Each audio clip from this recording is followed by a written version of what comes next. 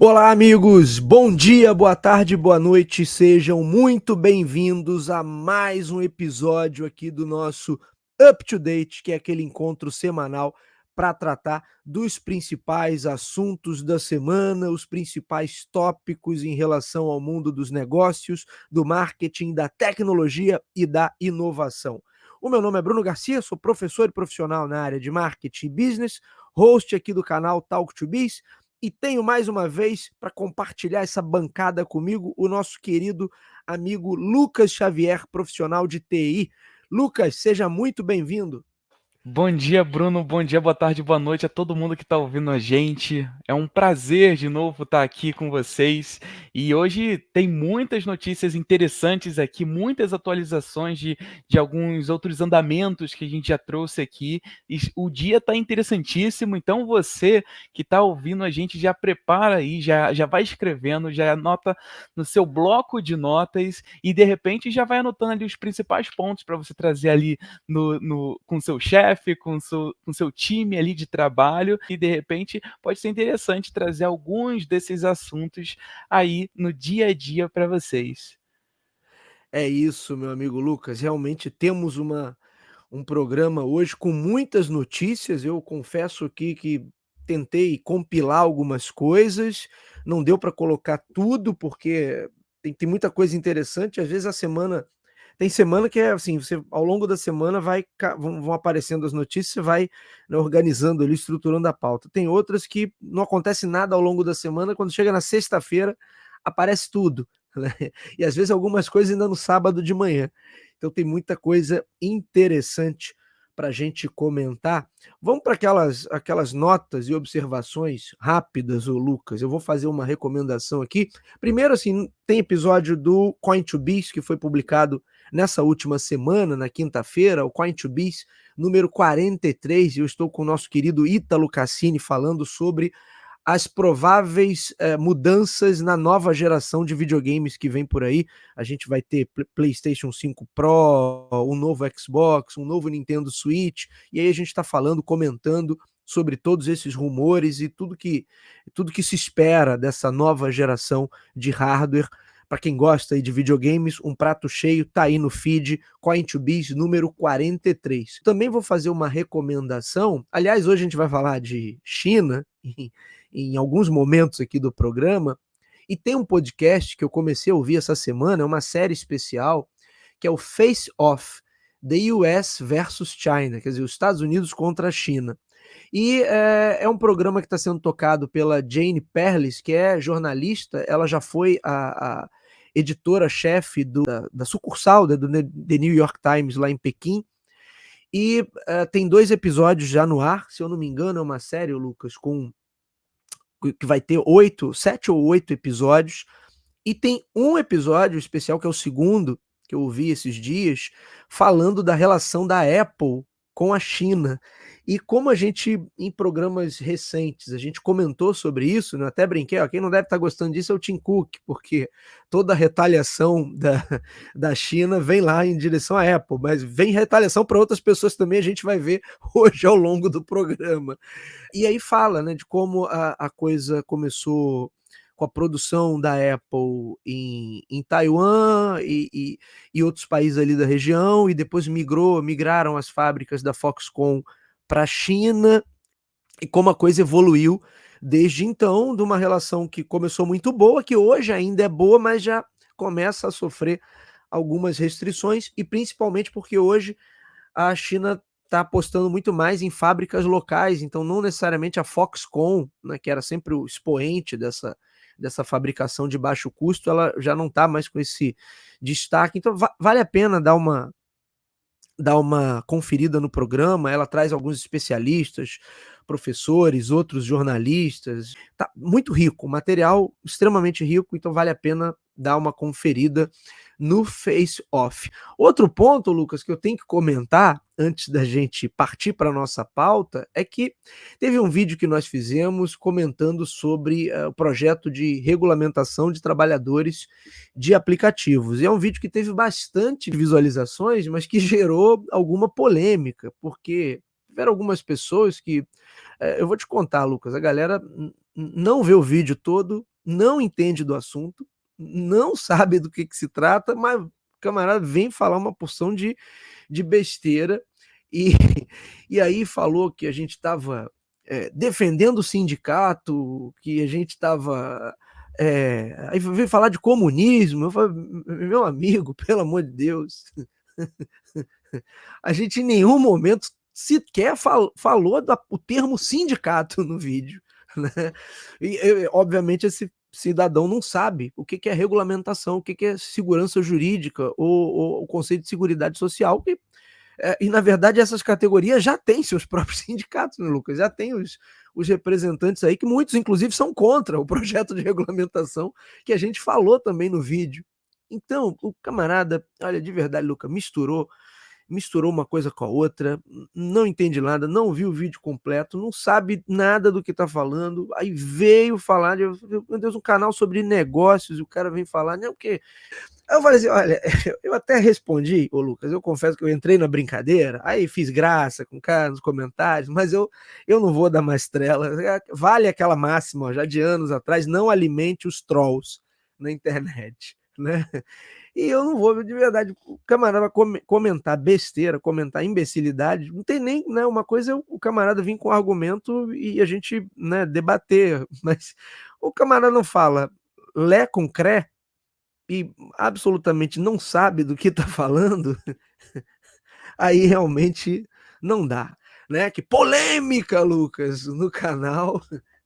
Só que o pessoal minimamente precisa ver o vídeo todo e entender do que se trata, né, porque senão realmente fica difícil. Eu vou passar a ignorar, Lucas. Falou idiotice, falou abobrinha, eu vou passar a ignorar, porque realmente não tem o que se fazer.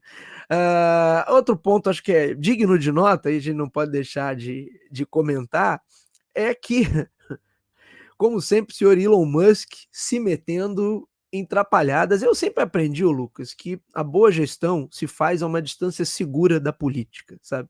A gente, né, os bons manuais de administração pregam assim, olha, cuidado, nessa relação política é de certa maneira inevitável, mas você mantém uma distância segura ali, quer dizer, a empresa vai bem apesar da política, né? Você gerencia ali a coisa e tenta manter uma distância segura. E aí, toda essa confusão do, do Elon Musk fazendo suas bravatas, né? No final das contas, ele não descumpriu nenhuma decisão judicial, porque assim, não existe, no mundo civilizado, Lucas, que acho que o Brasil ainda se enquadra no mundo civilizado, apesar de todos os problemas, né? Não existe a menor possibilidade de uma empresa não descumprir, quer dizer, uma ordem judicial, porque é claro que vem multa, vem uma opção de, né, vem prejuízo na certa. Então, é um negócio assim que se faz todo um carnaval e no final das contas nada acontece. E aí eu lamento só disso tudo que a gente já sabe que o Twitter barra X tá em baixa desde o ano passado, que a gente já falou sobre isso. Mas parece que a plataforma cada vez mais se afunila com essas polêmicas e coisas que ele se envolve, que eu já tinha um negócio que estava ali praticamente morto ou virando um negócio hiper segmentado de nicho, que é um modelo que difícil de funcionar para uma plataforma desse porte e com todas essas polêmicas e todas essas investidas que são só bravata, quer dizer, quando ele fala que não, que sou o bastião do free speech, da liberdade de expressão, mas não é, porque ele é outro que tem o pé lá na China e não liga para nada, a parceria de longa data da Tesla lá com a China, inclusive vou até, Lucas, aproveitar e recomendar um outro podcast, tem uma série do The Verge, essa aí vale muito, tá? Que é o Land of the Giants, que eles fazem cada temporada falando sobre uma empresa. E eu acho que eu já até comentei dessa série aqui. Tem uma temporada que eles fizeram sobre a Tesla, que é incrível, contando a história da Tesla desde o começo, né? E a última temporada, que foi do ano passado, eles fizeram sobre o Twitter, falando também desde o início do Twitter e pega o momento ali da aquisição pelo Elon Musk e como a coisa estava, quer dizer, aí parou no ano passado, porque a temporada é do ano passado. Então, acho que Land of the Giants é uma excelente É um excelente programa para quem quer conhecer. Eles têm outras temporadas também, falando sobre Amazon, falando sobre Meta, falando. Eu não ouvi todas, eu ouvi essas mais recentes, e aí tem a da Tesla, que é fantástica, e tem essa do Twitter também. Lucas, fica a dica aí para mais esse podcast. Hoje o programa tá cheio de dicas, né? De outros programas. Então a gente falou do Face Off e tem esse The Land of the Giants, que realmente é muito bom. E uma das coisas que fala é, por exemplo, da relação da Tesla com a China, que é uma relação muito boa, inclusive. E aí, assim, como é que o camarada, né, vem se colocar como bastião do free speech se ele próprio bloqueou jornalistas lá nos Estados Unidos, que os caras começaram a criticar as atitudes dele, ele foi lá e bloqueou. Então, é um negócio meio louco, mas enfim, fica aí só digno de nota. Eu não quero nem dar palco para isso. Não cabe a gente ficar dando palco aí, porque isso, no final das contas, não é notícia para nossa pauta, para o mundo dos negócios. Mas como é uma plataforma icônica, e é uma pena, eu fico penalizado assim que a plataforma tenha esse final, né? E parece que parece que é aqueles funerais de pesadelo, né? Um negócio que não termina nunca aquele funeral. O negócio já morreu, já foi, mas o funeral parece que é um funeral daquela agonia interminável desses filmes de terror. E não é. Então o negócio não decola, não levanta, e a gente só vê um negócio que já estava no fundo do poço, parece que se escavucando ali para gerar mais problema, para estar tá mais no fundo do poço, para afastar mais anunciantes. Enfim, é uma pena. Lucas Xavier. Bom, essa aí é uma boa também. Daqui a pouco o camarada lá, o Homer Simpson, que eu falei, vai vir comentar essa também, o Lucas. Não duvido, não duvido. Vamos, para a gente começar bem, vamos para o nosso banner de notícias, Lucas. Agora sim, ó, nosso banner de notícias para quem está assistindo a versão do programa em vídeo. Tem aí o nosso banner com as notícias correndo. E aí, para começar, ô Lucas, para começar pelo começo, eu fiz um pack aqui, até para fazer o link, né? Já que a gente estava falando, de certa maneira, de rede social, fiz um pack aqui de notícias sobre redes sociais. Definitivamente não é um bom momento para as redes sociais em alguns lugares do mundo. Acho que, no geral, a sensação é de desconfiança em relação a essas redes, mas começando por um lançamento que vai vir por aí a qualquer momento, que é o TikTok, trazendo um rival para competir com o Instagram, aparentemente chamado de TikTok Notes. E ainda não foi oficializado, mas vazaram, Lucas, vazaram imagens, e aí tudo indica que vai ser um aplicativo de fotos. Vamos lá, a notícia aqui. A ByteDance, dona do TikTok, está próxima de lançar o TikTok Notes, rede social para fotos. O aplicativo teve já seu site oficial divulgado, mas a página foi excluída rapidamente pela ByteDance. Usuários do TikTok, contudo, também receberam um comunicado sobre o lançamento da plataforma. E aí, eles tiraram do ar, alguém lá, o Lucas, botou o site no ar antes da hora, não era para ter colocado, mas a gente já sabe que vem por aí. Então, o TikTok e o Instagram estão cada vez mais plataformas gêmeas, né? Porque todos os recursos que tem um praticamente tem em outro. Então, onde era o ponto fraco de um, o outro foi lá e copiou. Então, o Instagram não tinha vídeos, passou a ter vídeos. O TikTok não tinha fotos, agora vai passar a ter fotos. E vamos aguardar esse lançamento, mas deve acontecer a qualquer momento. Notes tem notícia e, como de costume, todos os links estão na descrição do vídeo. Tem notícia aqui do Tecnoblog falando sobre isso. Mas, ao mesmo tempo, né, Lucas, por que eu digo que não está sendo um bom momento para as redes sociais? Processos e o claro entendimento de que há um dano à saúde mental, principalmente das crianças, coisa que a gente já comentou por aqui e acho que é digno de nota, né? A Suíça cria uma clínica de reabilitação para viciados em TikTok.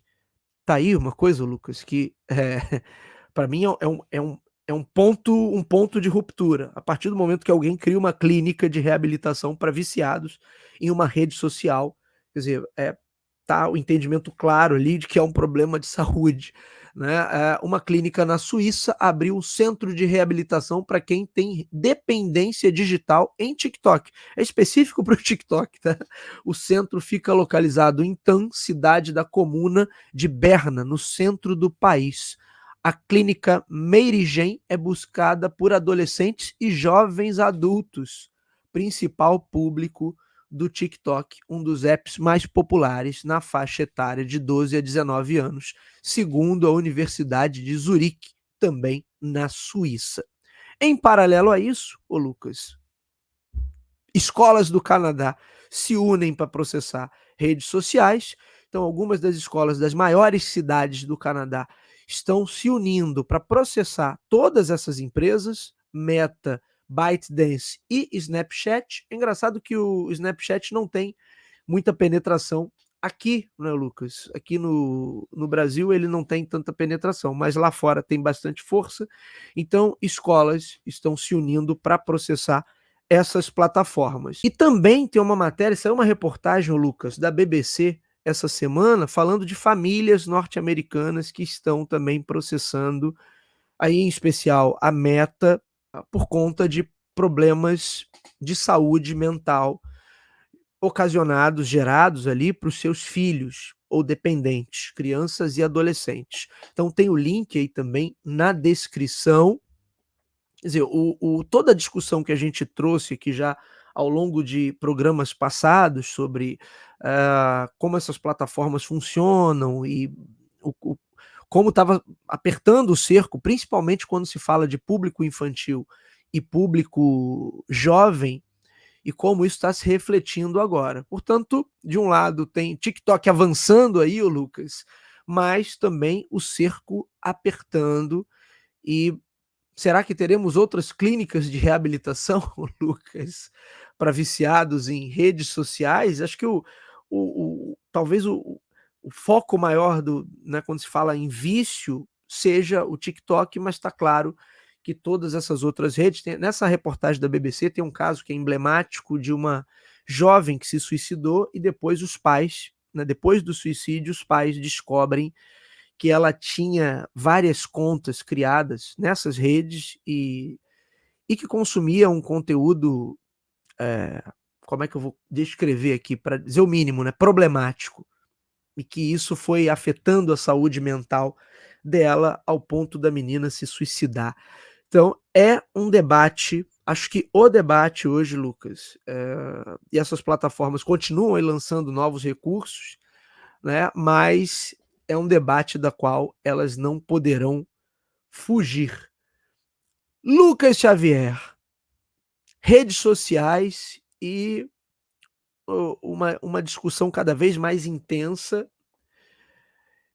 O que vem por aí, Lucas? O que a gente pode esperar? E o que essas plataformas, né? Porque eu fico pensando assim, se estivesse eu lá à frente de um negócio como esse, que providências eu estaria tomando para tentar, primeiro, reverter esse quadro, né? Tentar não causar mais danos e sair desse papel de vilão, porque na verdade, é, a nível de relações públicas é péssimo, né, tudo isso que está acontecendo. Então, o que esperar de reação dessas plataformas, Lucas? É, é muito ruim para a reputação, no final das contas, ali da empresa, eh, esses acontecimentos. É óbvio que nem tudo eles têm controle. Uma vez a gente já até comentou alguns pontos aqui que, por exemplo, o YouTube, às vezes, está logado na sua conta, mas quem assiste é o seu filho. Então, algumas ações ali do YouTube, algumas campanhas do YouTube aparecem para ele, não aparecem para a pessoa que está ali cadastrada no Google e tudo mais. Eh, assim, como parte ali da jornada de uma marca que quer ficar registrada ali e ser prolongada ali na vida de uma pessoa, faz sentido às vezes iniciar ali na adolescência para depois, ir perdurando ali para a juventude e assim por diante ali. E aí as coisas vão passando e passando vai se contagiando, e aí a marca vai ficar mais bem reconhecida.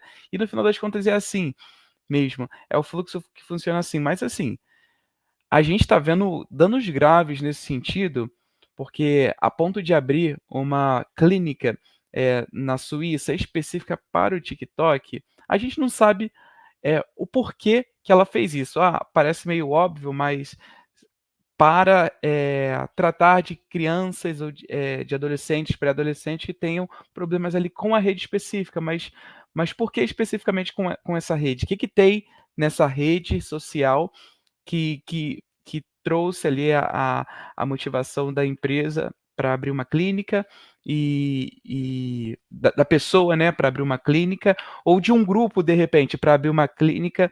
Será que realmente isso é é específico ou não? É um mesmo padrão que tem em outras empresas e, de repente, o TikTok ali surgiu ali como um nome maior para chamar atenção até mesmo na mídia, ou aí é uma empresa que trata problemas de todas as redes sociais, uma clínica que trata problemas de todas as redes sociais, mas especificamente colocou o TikTok ali para, de repente, ter uma boa divulgação e tudo mais, aparecer mais na mídia. Então, assim, a gente precisa entender esses pontos também, porque é importante a gente saber, porque se, por exemplo, for TikTok, eh, a gente precisa saber quais são os problemas ali que o TikTok traz, porque é de utilidade pública, esses pontos, porque se tem esse problema, eu e outras famílias também, a gente pode tentar remediar isso já aqui.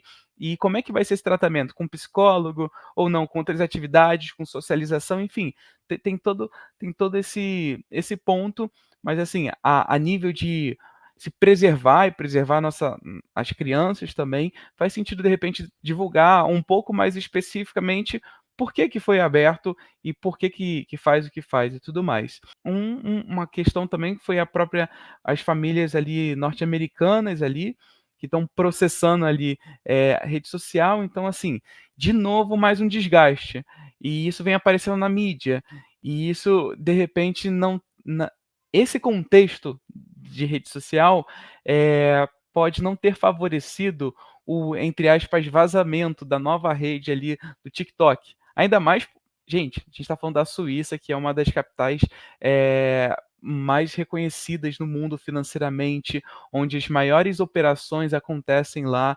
Então, assim, a gente está falando desse lugar onde o índice de financeiro ali das pessoas, a renda per capita ali é altíssima, onde, tem uma qualidade de vida enorme. E a gente está dizendo que tem uma qualidade de vida enorme. Se essas pessoas que têm uma qualidade de vida muito boa, elas estão relatando, e trouxeram um problema do tipo: "Olha, é necessário que abra-se uma clínica aqui específica para essa rede, porque não está dando". Então, assim, tem todo esse ponto do ser na Suíça, de ser o TikTok, então tem todo esse contexto que a gente precisa analisar para realmente, "Não, isso daqui é muito verdade, isso daqui a gente não pode abrir mão", então realmente faz sentido, às vezes, o TikTok criar um TikTok só para crianças, alguma coisa nesse sentido. Ou então che ou então uma regulamentação, sabe, em algum momento talvez possa aparecer isso, de novo, porque já tiveram algumas conversas nesse sentido, em algum momento isso pode reacender. Não estou dizendo se é certo ou errado, mas são alguns movimentos que o mercado está trazendo agora, de regulamentação nisso, naquilo, então, em algum momento pode acontecer que surja esse tipo de opinião, de opinião mesmo. Então, essa é uma possibilidade também, mas assim, não é fácil, se, pensando quem toma as decisões lá nesse sentido, em relação ao TikTok, não é fácil, porque como é que eu vou validar isso? Eh, Será que o sistema tá devidamente, eh, apropriado para a gente fazer essa validação? Ou então, de repente, a gente vai colocar: "Olha, de tempos em tempos a gente, vai ter uma senha, alguma coisa nesse sentido, ou a pessoa que tenha o adulto, ele posiciona ali na rede do TikTok quantos filhos tem, normalmente qual é o horário que os filhos mexem ali, pro TikTok justamente ficar assim mais atento ao conteúdo que vai ser assistido naqueles horários ali, de repente uma integração e uma ajuda maior de usuários adultos, para justamente prevenir coisas nesse sentido. Então, assim, são muitas possibilidades, um caso muito complexo para uma opinião muito rápida aqui, então tem esses pontos também. E aí, culminou ali desse vazamento da rede social ali do TikTok, que talvez não tenha. A gente não sabe o motivo de ter vazado, né? Hoje, dificilmente a gente entende que, pô, vazamento dificilmente é vazamento. Às vezes tem a narrativa de um É, vazamento, mas, exato. mas às vezes não é. Igual acontece em alguns filmes aí, vazamento de trailer, enfim, coisas nesse sentido. Ou, em algum momento isso já aconteceu, mas hoje acontece muito menos, até porque tem uma política de segurança muito grande, tem assim,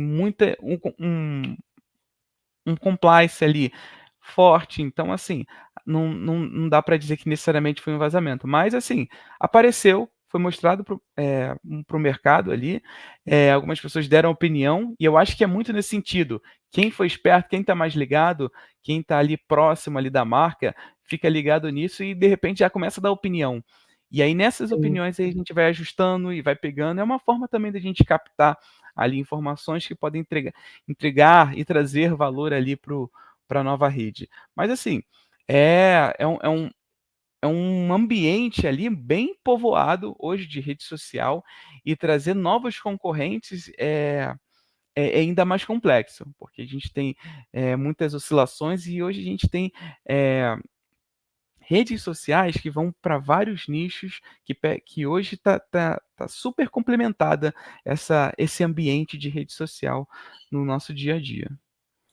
E novo concorrente entre aspas, né, Lucas? Porque na verdade é o novo velho, né? É mais um concorrente, mas na verdade é o mesmo camarada que está ali agora incorporando outras funções. Agora, uma coisa que você falou que é super importante, eu acho que essas redes, a gente sabe que elas não querem perder o público infantil. A gente já falou sobre isso aqui, dá volume, eles não querem perder. Mas eles precisam, pelo menos, né, e aí tem as dificuldades de controle também, porque as pessoas vão mentir a idade, né, todo aquele processo de verificação que é trabalhoso, é problemático, e isso afasta os usuários. Então, isso é algo que eles não querem fazer. Mas uma coisa que eu acho que é importante é que eles precisam dar ferramentas aos responsáveis para que os responsáveis possam tomar a decisão sobre o tipo de conteúdo que vai chegar para as crianças. Porque hoje, em qualquer uma dessas redes, Lucas, você não consegue controlar esse conteúdo.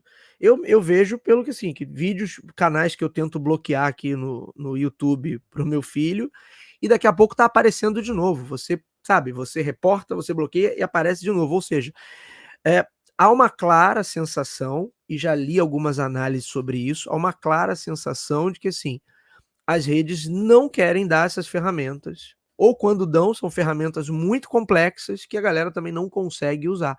Então, vamos pegar aí um cenário médio, né? Que acho que Brasil, Estados Unidos, todos esses países vão ter um cenário parecido, de pais, pai e mãe que trabalham o dia inteiro, o camarada não consegue administrar isso no pouco tempo que sobra, né? E, obviamente, a criança consegue burlar também as medidas de segurança que são as medidas de segurança que são tomadas. E acho que havendo umas ferramentas mais simples, mas que diga, olha só, esse canal está bloqueado, eu não quero mais ver esse canal aqui em casa. Ponto. Era simples fazer isso, né? Não estou pedindo nenhuma, mas parece que não há essa possibilidade. Você bloqueia, o negócio reaparece, você e assim vai. Então, eu acho que falta, pensando aí no que essas empresas podem tomar, pelo menos como uma decisão agora imediata para conter os danos, já que o caldo já está mais do que entornado, é mostrar essa disposição de fato para serem parceiros dos pais. E hoje eu ainda não estou vendo essa disposição. A galera fala, mas na prática, né? não tem a gente não vê medidas sendo tomadas para, olha assim, você não quer mais que seu filho ou sua filha veja esse tipo de conteúdo? Você clica nesse botão aqui, aperta não mostrar mais esse tipo de conteúdo e ponto. Mas a gente sabe que essas ferramentas, se existem, quando existem, não estão sendo nada efetivas. Lucas Xavier, quem viver verá, né? As redes sociais que já foram um negócio tão bacana, tão positivo, tão legal, né, Lucas? Agora, a gente só fala. Repara na coisa, Lucas, eu estava pensando nisso outro dia. Acho que de todos os programas que a gente fez, não tenha um que, quando o assunto é rede social, seja numa perspectiva positiva. É sempre assim: processo, regulamentação, processo, mais reclamação, mais. É sempre assim, quer dizer, eles caíram no atoleiro e não conseguem sair disso. Vamos ver. Ou se alguém aparece finalmente propondo alguma coisa nova. Porque simplesmente que se tem uma coisa que a gente não vê nesse quesito de redes sociais, ô Lucas, e já tem aí uns bons anos, eu vou chutar aqui que já tem entre 5 a 10 anos que a gente não vê nesse cenário de redes sociais, é uma palavrinha que a gente gosta muito aqui no programa, que é o quê? Inovação. E acho que tá faltando isso aí, Lucas. Tá faltando inovação. Os camaradas estão correndo atrás do próprio rabo. Tudo bem, faz muito dinheiro, não sei o quê, mas eles criaram um problemão, não sabem mais o que fazer e ninguém é capaz de bater no peito e falar assim: eu vou tomar uma decisão e vou mudar isso aqui e propor algo diferente. Quem sabe, ô Lucas, nos próximos meses a gente não vê algo de fato inovador surgindo. Eu torço para que isso verdadeiramente aconteça. Agora, Lucas, vamos falar rapidinho aqui. A gente vai passar já para o Innovate, mas antes tem uma outra coisa aqui, que é a notícia boa, achei interessante, né? Que é isso aqui, ó, Lucas, também tem a ver com nosso querido Brasil. Olha aí, ó. Primeiros resultados da semana de 4 dias no Brasil são positivos. Ô, Lucas, saiu um breve relatório. O nome da iniciativa aqui, meu Deus, olha, sai o primeiro resultado, primeira análise da semana de 4 dias no Brasil. E aí o projeto piloto se chama 4-Day Week Brasil, parceria promovida no Brasil pela entidade 4-Day Week Global, uma organização sem fins lucrativos que faz pesquisas sobre trabalho ao redor do mundo. E aí a gente teve um piloto. Desde o ano passado, foram 22 empresas participantes. Essas empresas têm entre 5 e 250 colaboradores e instituíram, durante o período desse experimento, a semana de 4 dias de trabalhos. E aí, como resultados, temos menos faltas, otimização das tarefas, foco maior e uma objetividade maior na resolução dos problemas. Eu estou deixando o link aqui para o relatório, ele é bem curtinho. E aí, Lucas, é uma coisa interessante, porque essa é uma discussão que surgiu não só no Brasil, mas no mundo todo nos últimos anos, e que em alguns países, agora eu não vou lembrar, eu acho que França já tem experimentos nesse sentido, então tem algumas experiências sendo feitas em alguns lugares e por algumas empresas. Tem tanto iniciativas de entidades, tem algumas iniciativas de governo, mas tem também empresas que tomaram a dianteira nesse tipo de iniciativa. É claro que hoje essa pesquisa aqui no Brasil, ela é muito pequena, né? Ela não nos traz uma, como é que eu vou dizer, um termo que eu usava no meu orientador usava no mestrado, né? Não traz relevância estatística, o Lucas, para dizer assim, nossa, já dá para a gente pegar e aplicar isso para o cenário brasileiro, até porque a gente sabe que o cenário brasileiro é um cenário de empresas que estão com a cabeça de 200 anos atrás, que se enxergam como fazendas de cana-de-açúcar. Então, assim, você falar para um camarada desse que tá ainda, ele ainda guarda o chicote e a chibata na gaveta, ele sonha com o dia que ele vai poder dar uma chicotada em alguém, falar para ele que, o que você acha da semana terminando na quinta? Isso é uma heresia, uma blasfêmia. Esse cara eu nem sei o que ele faz com você, então não faça isso. Se você tá numa dessas empresas, não vá dar essa sugestão pro seu chefe, que todas as suas chances nessa empresa estão acabadas. Mas a gente tem que olhar para o futuro, não, Lucas? Então, Tá aí, ó, o experimento da 4-Day Week Brasil, falando que os primeiros resultados, embora, de novo, né, muito pequenos, em termos de relevância numérica e numa quantidade muito pequena de empresa, para dizer assim, que olha, isso aqui é algo que se sustenta. Não, não dá para dizer isso ainda. Mas isso somado a outros experimentos que tem por aí, acho que podemos chegar a um meio termo daqui a não sei quantos anos, não vou nem arriscar um palpite, o Lucas, mas Lucas Xavier, quando é que vamos mudar do sextou para o quintou, Lucas? Ah, eu acho que vai demorar. Tem algumas empresas aqui no Brasil que já aderem isso. Eu pelo menos conheço uma. Eu esqueci o nome agora, mas eles aderem. Eu não sei se são todos os dias do mês, são todas as semanas do mês, ou se é somente uma semana no mês. Mas tem algumas empresas aqui empresas criadas recentemente, tá bom? Recentemente eu quero Sim, sim, dizer há 10 anos atrás, por ali, em torno desse número ali. Então são empresas que vêm numa cultura diferente, e aí está a questão que vai mudar tudo isso, é a cultura. Então, se a empresa é movida a high performance, fica um pouco mais tranquilo para, de repente, aderir a esse tipo. Mas agora, se a empresa não tem uma cultura de alta performance, o que uma pessoa demora para entregar em 5 dias, ela entrega em 8, 9. Então tem essa questão de quem primeiro ali, quem é a empresa, quem foram as empresas que foram validadas nesse teste, por exemplo. Eu não tenho dúvidas ali que são empresas mais novas, são empresas com uma cultura não mais atual, tá? Mas assim, uma cultura mais flexível, então, e também sim, sim, uma cultura ali de uma performance mais alta, de bons alinhamentos. Mas agora, quando você não tem um bom alinhamento, quando é, e assim, obviamente, ali com uma experiência de colaborador acima da média, com toda certeza, porque para propor esse tipo de solução ali no dia a dia, um dia a menos, são 8 horas a menos. E a gente também não sabe se nos 4 dias anteriores as pessoas fizeram hora extra. Então, isso também sim, pode pesar um pouco. Às vezes eu fiz 2 horas a mais em cada dia. Então, assim, pô, no final das contas, às vezes não vai compensar. Mas, assim, é importante a gente validar. Eu acho que aqui no Brasil, para isso vir para todas as empresas, vai demorar bastante, bastante mesmo, até porque tem uma questão de autonomia ali da empresa, tem uma questão justamente de cultura, de pensamentos em relação à gestão de empresas diferentes dos mais atuais e que também não tem problema em ser um pouco mais antigo nesse sentido, pensar, porque muito pensamento. Olha, eu fiz há tantos anos, há 30 anos eu venho fazendo desse jeito, 40 anos, e vem dando certo, vem trazendo resultados interessantes, e depois mudar assim de uma hora para outra, então acredito que não vai ser.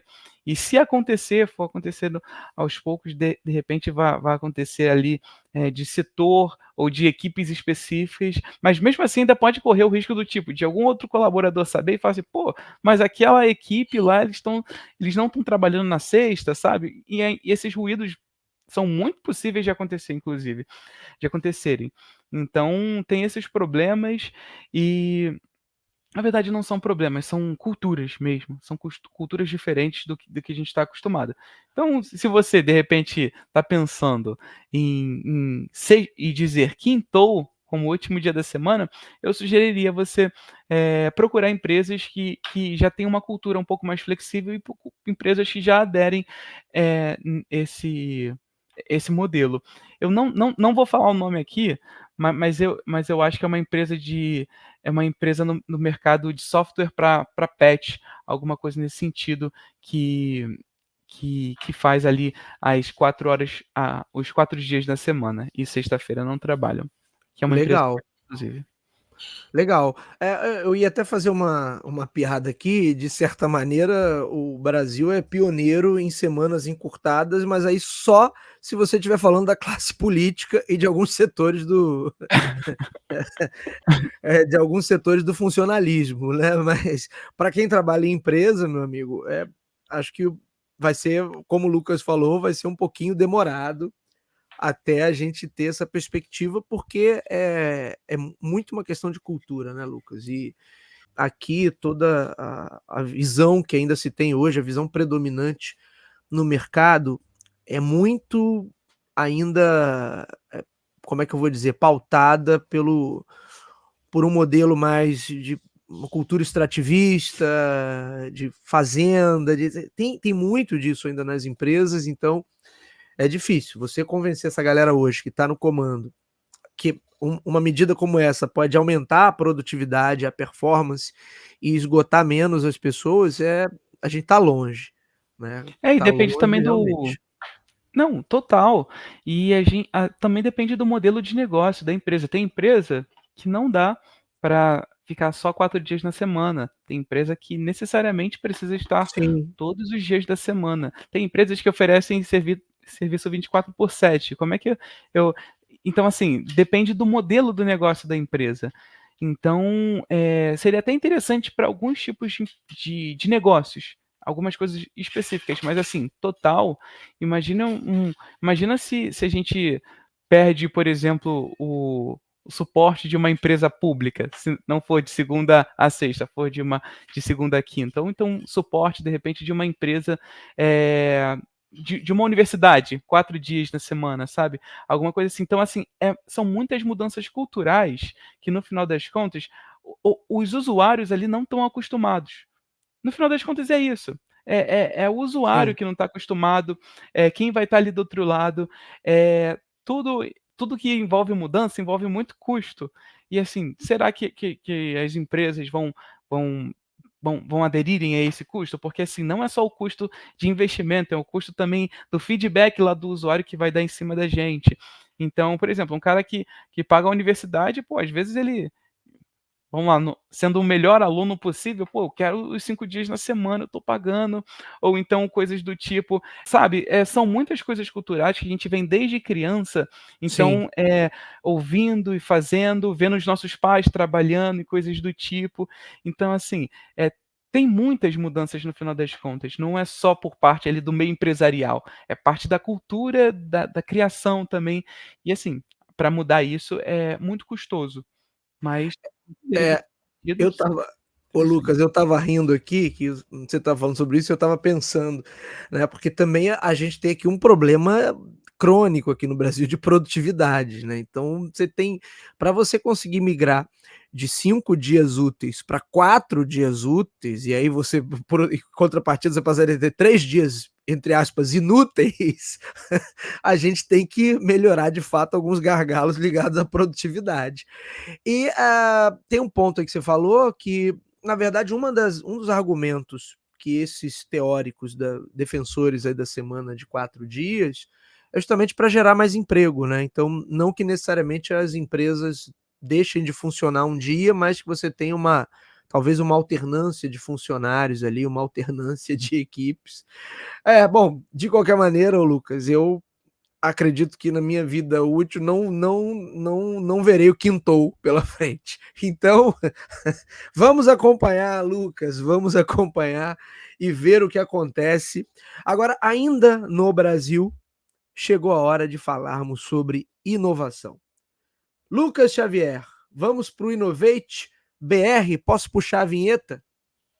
Pode puxar, mas Bruno, ó,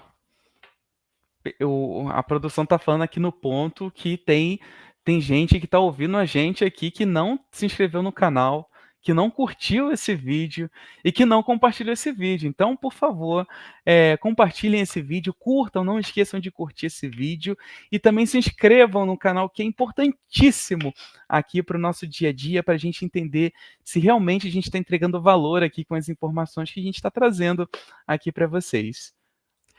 É isso, vamos para o Innovate.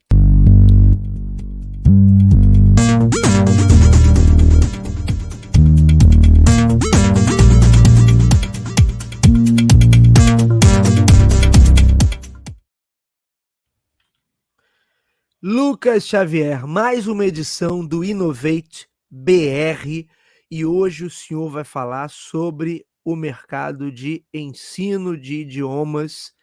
Tem novidade aí chegando? Lucas, conta pra gente, Lucas.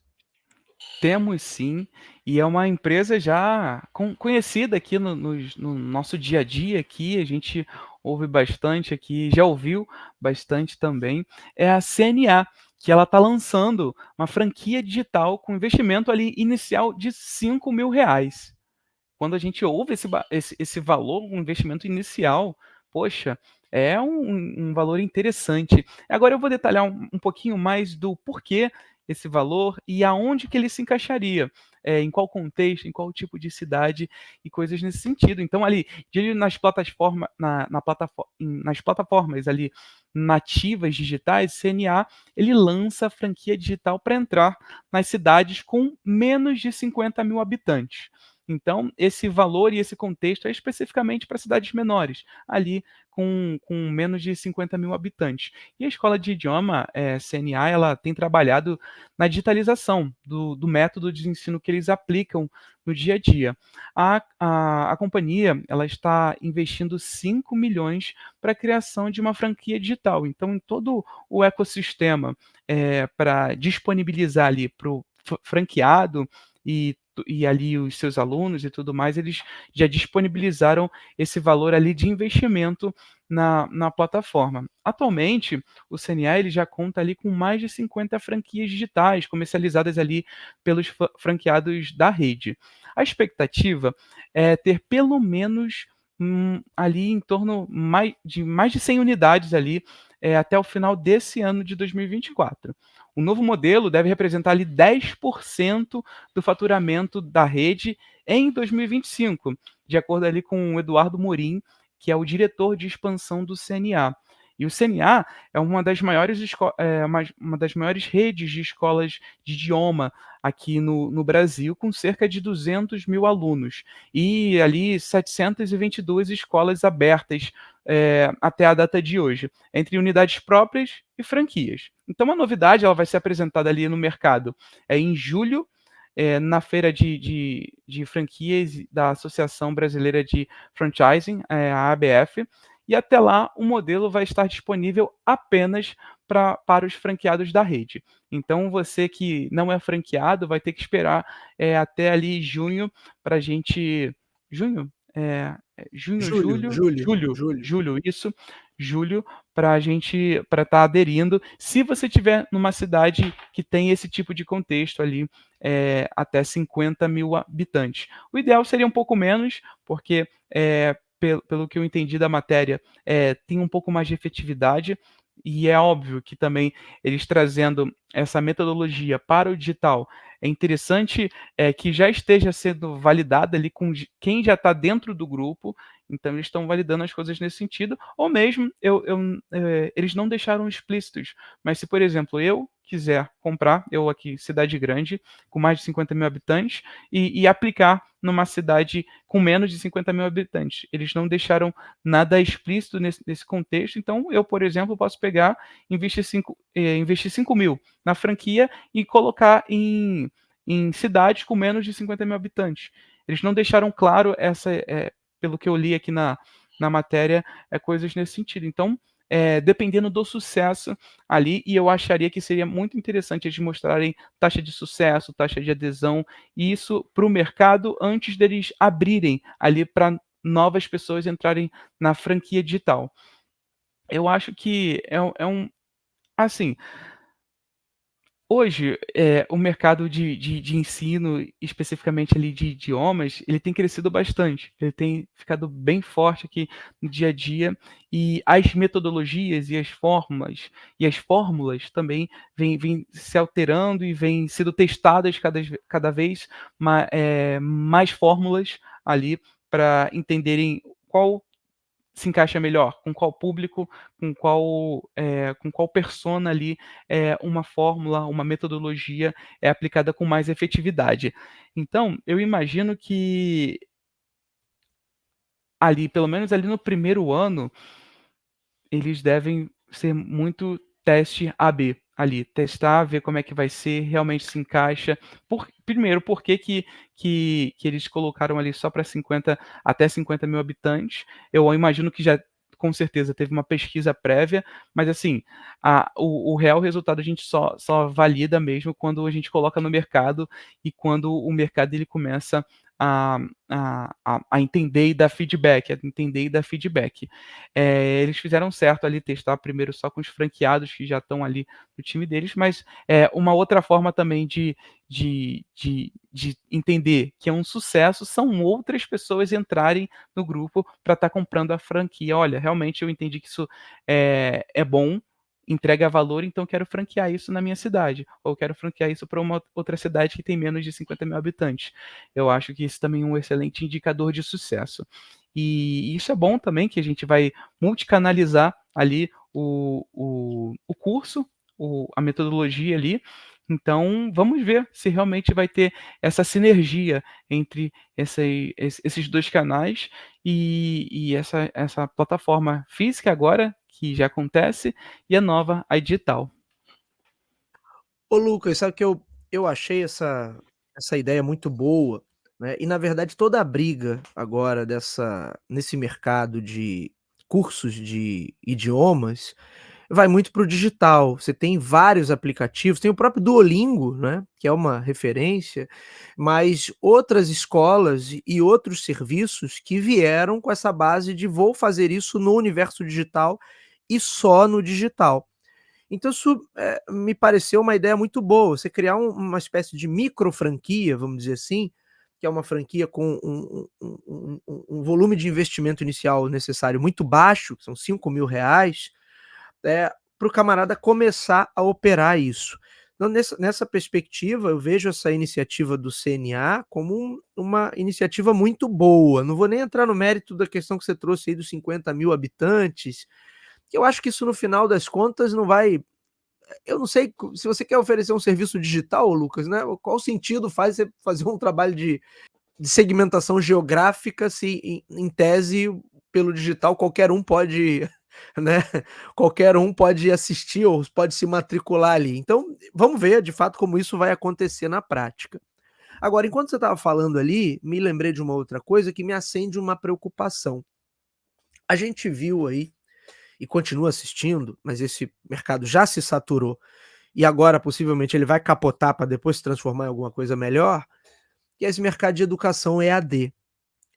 E a criação de polos. Então todo mundo criando curso de EAD, criando polos, e aí também esses polos muitas vezes exigem um investimento muito baixo. São umas coisas assim pavorosas que chegam ao meu conhecimento de como esses polos estão estruturados, como eles funcionam. Às vezes é uma salinha com 2 computadores, uma salinha escondida numa galeria obscura, em alguma área urbana, e tem aquela galeria que você não espera encontrar nada de bom ali, sabe. Mas você entra, tem um polo EAD aqui. Então criou-se um crescimento desordenado desses polos EAD. Outro dia, me relataram que o motorista de aplicativo me disse que também é dono de um polo EAD.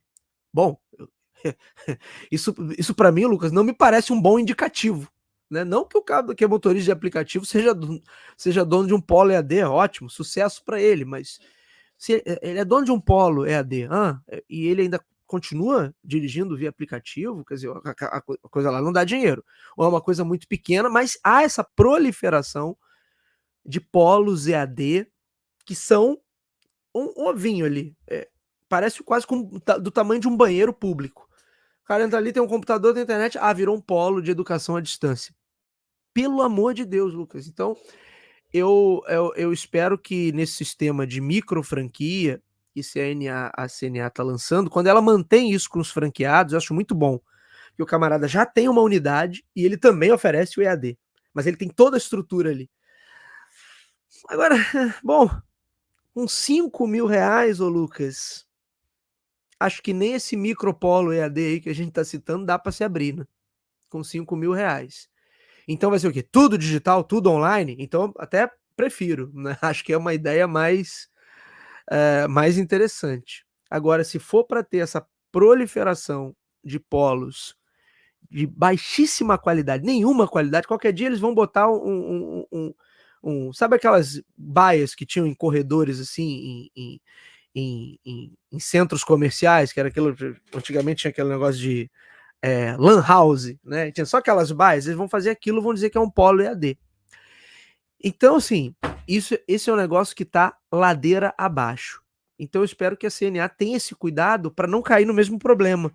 Né? Porque algumas semanas atrás a gente estava falando aqui sobre Subway, expansão desordenada e no que deu.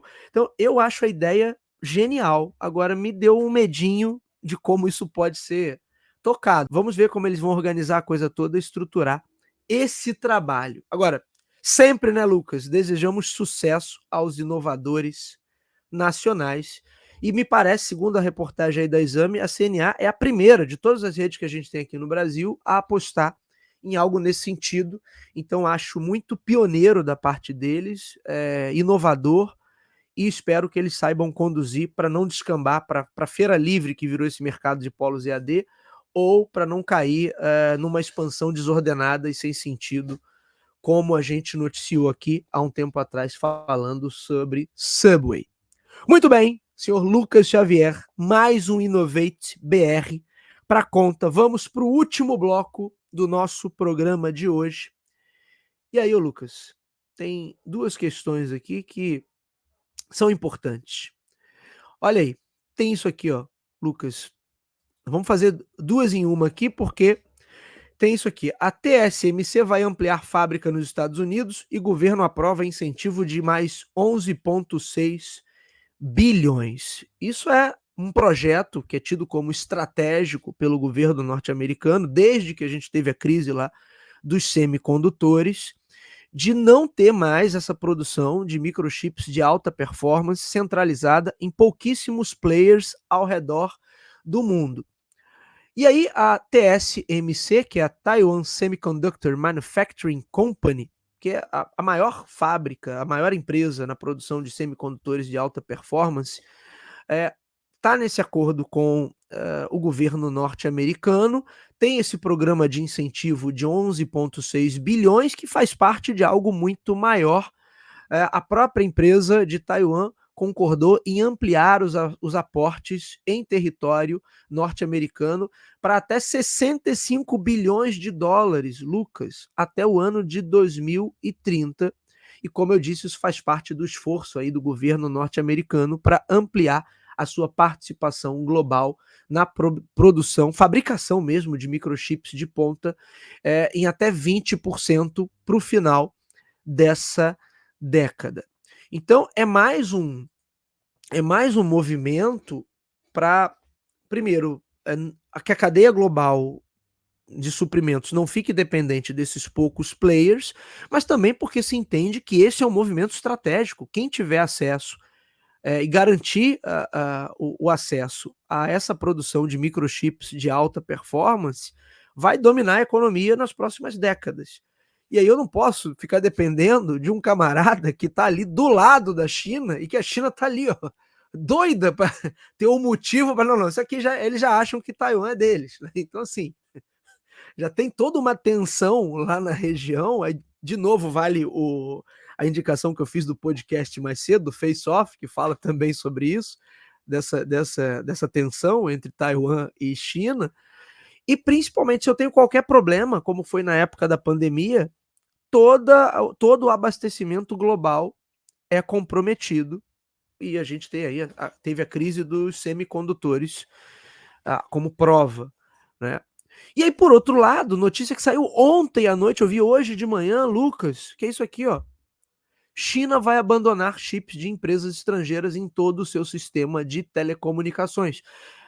Empresas estrangeiras, leia-se, Intel e AMD, ô Lucas. Então, o governo chinês anunciou ontem, aqui, ó, o ministro da Indústria e Tecnologia da Informação da China foi ao ar ontem esclarecendo que o país pretende não usar mais, migrar paulatinamente de toda a sua infraestrutura de telecomunicações, de tecnologias estrangeiras para tecnologias nacionais até 2030. 2027.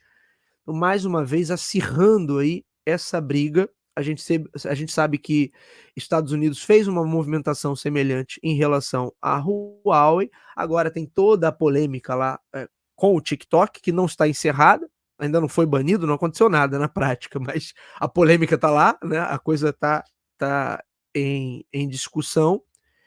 E aí, ô Lucas, essa possivelmente é a disputa do século, né? A disputa por microchips de alta performance, por quem consegue produzir, quem tem acesso a essas tecnologias.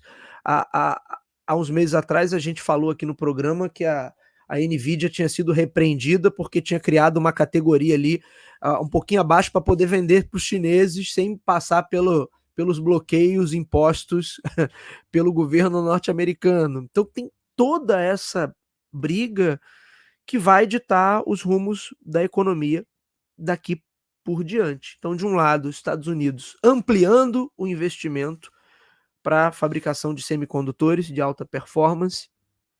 Por outro lado, a China endurecendo as regras. E quando ela faz isso, ela dá um recado muito claro: olha, eu não preciso mais da sua tecnologia. Né? Esse é o recado, não é pelas vendas da Intel e da AMD, mas é um recado muito claro, quer dizer, olha, eu não preciso mais da sua tecnologia.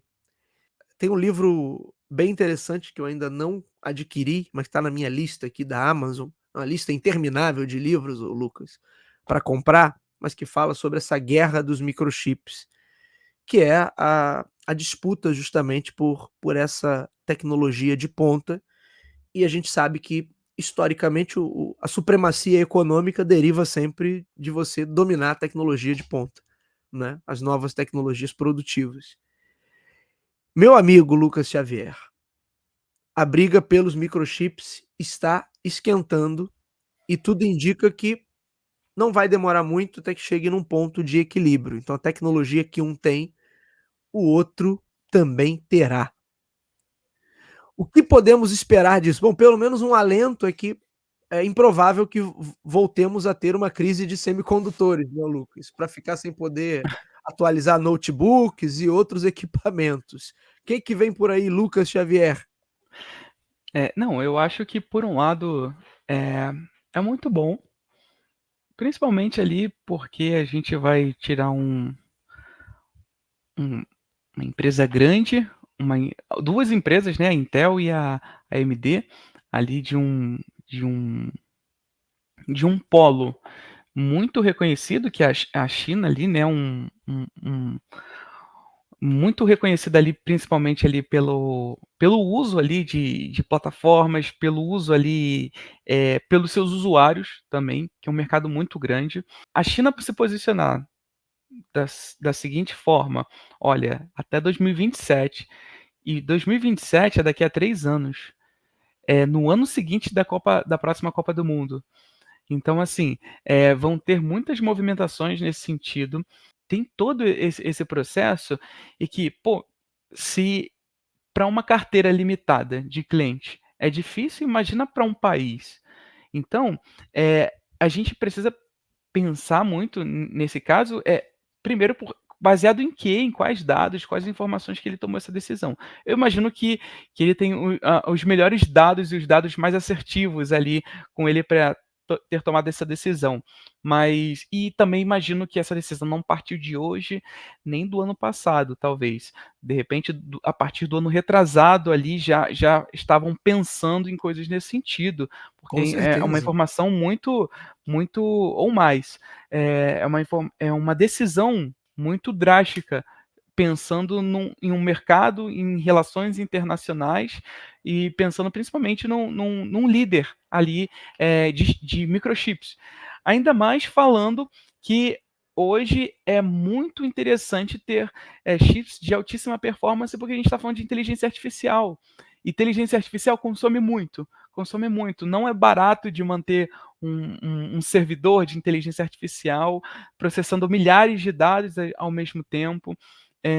Não é baratíssimo.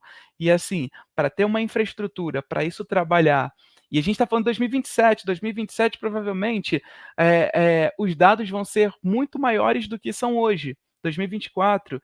Então, porque existe esse avanço, mês a mês ali de tecnologias, de processamento, mas assim, a gente está falando de uma infraestrutura de redes que em algum momento era muito curta, era muito pequeno a quantidade de dados que passava, hoje é muito mais larga, é muito maior.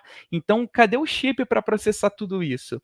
Então, a gente está falando de um ecossistema muito grande e matar essa bola no peito e dizer, olha, em 2027 a gente vai encerrar com tudo isso. E aí também os Estados Unidos e ali as empresas ali norte-americanas elas precisam se posicionar nesse sentido. E agora, vamos para qual mercado? Porque assim, o mercado da China é um mercado que entrega muito Gigante, né. para eles, exatamente. É igual o mercado de cinemas, por exemplo. O mercado da China é um mercado que traz muita bilheteria também. Então a gente está falando de um mercado importante para os Estados Unidos. A AMD e ali a Intel, e assim, depois disso, para onde a gente vai? Porque não é uma decisão política ali das empresas, é uma decisão política do governo mesmo. O governo tá matando essa bola. Olha, a gente vai fazer o possível, investir aqui, e aí a gente está falando que, ao mesmo tempo que a gente vai tirar ali os chips norte-americanos. A gente está falando que vai investir forte nas tecnologias atuais, nas empresas atuais, então possivelmente a gente vai ver mais fundos ali, gestoras de fundos pensando em investir ali nas empresas, então de repente um mercado ele vai ficar mais forte nesse sentido, porque assim, de novo, a gente está falando de chips que vão consumir muito mais do que os melhores hoje no mercado. E os melhores já são caros e demoraram muito para serem feitos. Então, assim, tem essa pegada. Então, assim, é importante a gente, no final das contas, ficar atento nesse sentido e ver como é que o mercado vai se posicionar em relação a isso. Muito bem. Senhor Lucas Xavier, já estouramos todos os horários, vamos para a última aqui de hoje. Rapidinho, olha aqui, ó, agora falando do mercado de moda, fast fashion. H&M e Zara, H&M e Zara são acusadas de vínculo com desmatamento no Brasil. Ô Lucas, essas empresas têm um histórico de se envolver em polêmicas, normalmente questões trabalhistas, né? Mas agora também com questões ligadas a desmatamento. Por quê?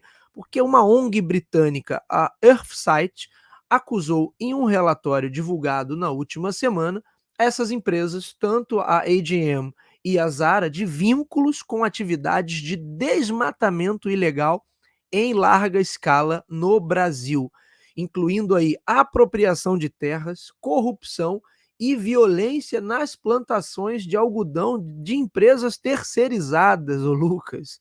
Olha que confusão. Com base em imagens de satélite, decisões judiciais, registros de envio de produtos e investigações confidenciais, a Earthsight compilou e analisou os dados que foram publicados no relatório chamado Crimes da Moda, gigantes europeus da moda vinculados ao algodão sujo no Brasil.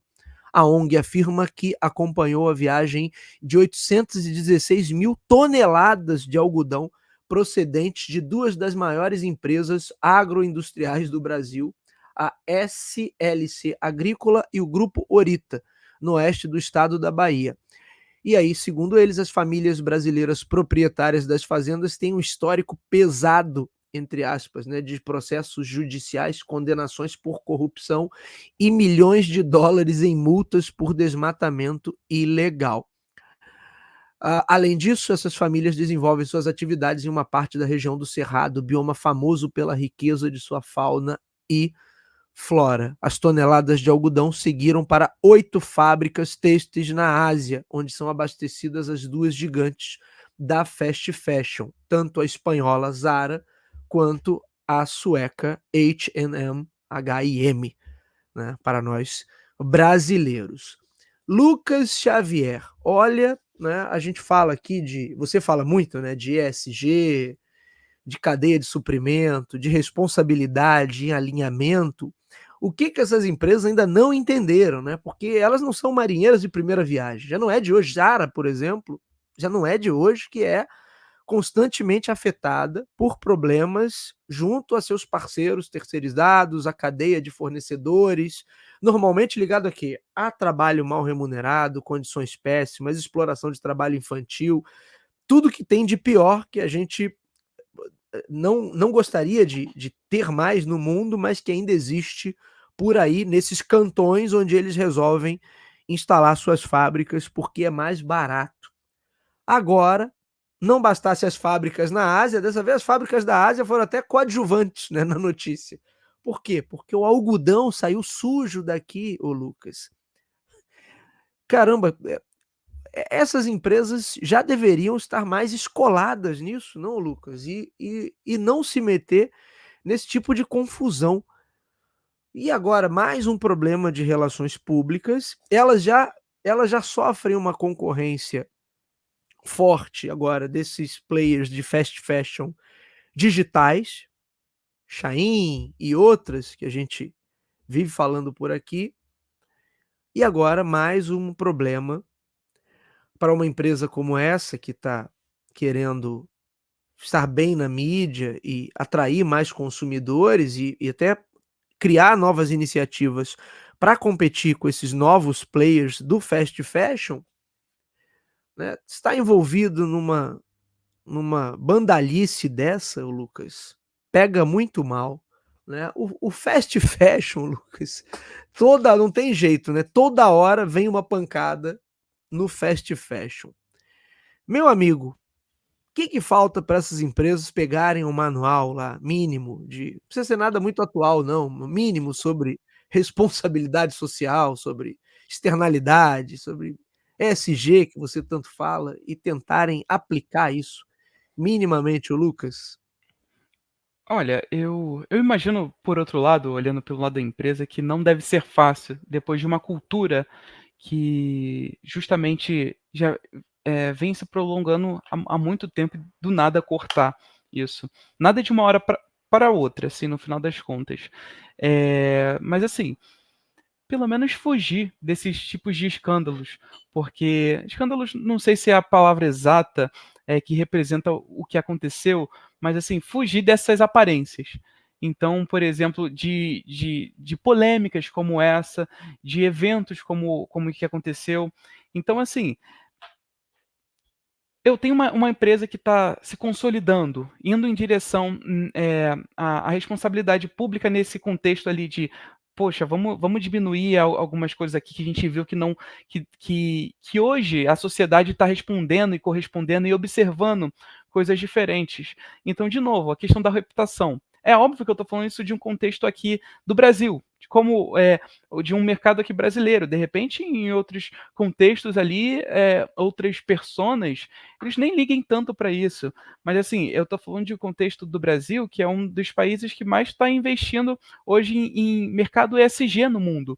Então é um mercado, pelo menos ao meu ponto de vista, assim, muito interessante para estar se posicionando, principalmente, porque o primeiro passo nesse contexto aqui é posicionamento. Então, de repente, ali pensar em parcerias que favoreçam a diminuição desses tipos de eventos nesse contexto e estabelecer, assim como a BioID fez com a Raizen, totalmente estratégica, de forma estratégica ali, parcerias que evoluam e tracionem ali o ecossistema. Então, de repente, ali, uma parceria que justamente tracione esse ecossistema e esse lado ali para a Zara. E é obviamente, esse lado e como, no final das contas, a Zara vai se posicionar em cima disso, qual a narrativa que ela vai dar ali para esse contexto, que é uma coisa que é o básico hoje do mercado, a narrativa que a gente vai dar a uma parceria, o significado que a gente vai dizer ali e divulgar ali para o mercado do que está fazendo, e no final das contas, jogar limpo ali para o público. É óbvio, assim, o público aqui no Brasil, em relação à Zara, é um público de um ticket um pouco mais alto, diferente de como ela se posiciona em um outro mercado fora do Brasil. Então, normalmente, tem essas personas que adquirem ali os produtos da Zara. Então, no Brasil, de repente, ela já se posiciona de um produto um pouco um pouco mais premium, para uma galera um pouco mais específica. Pô, então, de repente, é um público que, de repente, presta muita atenção nessas coisas, nesses contextos. E é mesmo até ali para a questão ali de influenciadores digitais ali que usam Zara e tudo mais. Então, tem todo um ecossistema que justamente pode tracionar isso, ou mesmo pode ali perder a atração, porque hoje a gente fala muito da economia ali dos influenciadores e tudo mais. Então a gente pode ter gente que vai saber disso e vai às vezes divulgar no seu canal que tem ali 1 milhão de inscritos. E desses 1 milhão, 20%, por exemplo, comprar produto da Zara. Então, como isso vai afetar? Sabe, é todo um ecossistema que pode trazer prejuízos ali no final das contas ali para a Zara também, além do escândalo. Eu acho extremamente complicado e a gente viu até iniciativas nesse sentido, por exemplo, da própria Shein no ano passado, tentando mostrar como é que eram as fábricas. Teve toda uma iniciativa, um investimento em influenciadores, por exemplo, para que eles visitassem as fábricas. E mesmo assim o tiro saiu pela culatra. Então, assim, tem muitos problemas nessas cadeias de fornecimento, em especial do fast fashion.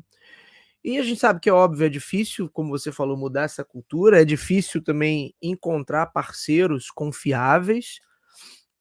Agora, o que me espanta é que a gente está falando de 2 empresas, e em especial a Zara, que já passou por esse tipo de problema há mais de uma década, né, e já foi muito questionada, inclusive, quando começa todo esse movimento contra o fast fashion, inclusive, é por causa das acusações contra a Zara, basicamente. Ela foi o pivô de toda a polêmica. Então a indústria da moda, que até então era tido como uma indústria, ok, ingênua, passa a ser vista como uma indústria nociva.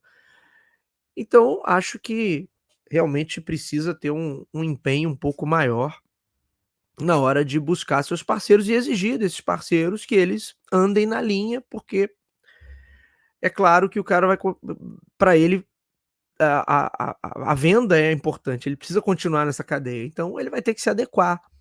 E como você falou, né, não pega nada bem, quer dizer, a coisa pode ganhar uma envergadura, basta 1 ou 2 influenciadores desses falarem do assunto, para que a coisa ganhe uma envergadura sem precedentes. Lucas Xavier, vamos acompanhar para ver, sim, acho que, né, talvez essa indústria também precise de uma renovação, né, Lucas? Porque a gente e de inovação também, porque esses players que estão aí, né, eles continuam incorrendo em velhos erros, e os novos que chegaram, ô Lucas, por tudo que a gente até já comentou aqui no canal, também não são os mais confiáveis, né, também estão atolados aí em denúncias, em processos, uma hora eles querem bancar os mafiosos até, como a gente já falou aqui. Então, assim, eu não sei se a gente não precisa de fato de uma renovação nesses players e que a gente tem uma galera talvez disposta a pensar nessa estrutura de negócios de uma forma um pouco diferente.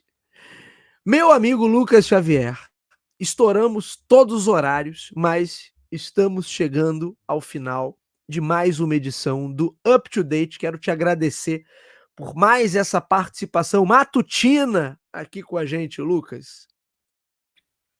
E eu que agradeço, é sempre um prazer enorme estar aqui com você, estar aqui conversando aqui, trocando essa ideia. É muito bom para mim, estar trazendo novas notícias, estar antenado também em novas situações aqui do mercado. Então, agradeço o tempo que o nosso ouvinte, ou que está, de repente, ouvindo a gente ali por um podcast, ali pelo Spotify ou por alguma outra plataforma que está emprestando aqui a gente aqui o seu tempo. Você que está vendo a gente pelo YouTube, também vendo e ouvindo a gente pelo YouTube, muito obrigado, é muito importante para a gente. E não esqueçam de curtir esse vídeo, porque, novamente, é muito importante para a gente. Se inscrevam também no canal. É isso, meus amigos. Sigam o conselho do nosso querido Lucas Xavier. Assinem o nosso canal, curtam o vídeo, deixem comentários. Só não vem falar abobrinha igual o nosso querido Homer, Mas se quiser falar abobrinha também pode falar, eu só não vou responder, vou ficar em silêncio. Quando vê que o comentário não tem, não combina lé com cré, eu vou ficar em absoluto silêncio. Mas muito obrigado aí pela audiência de vocês, muito obrigado ao nosso querido Lucas. Nos vemos na semana que vem e um abraço a todos. Até lá.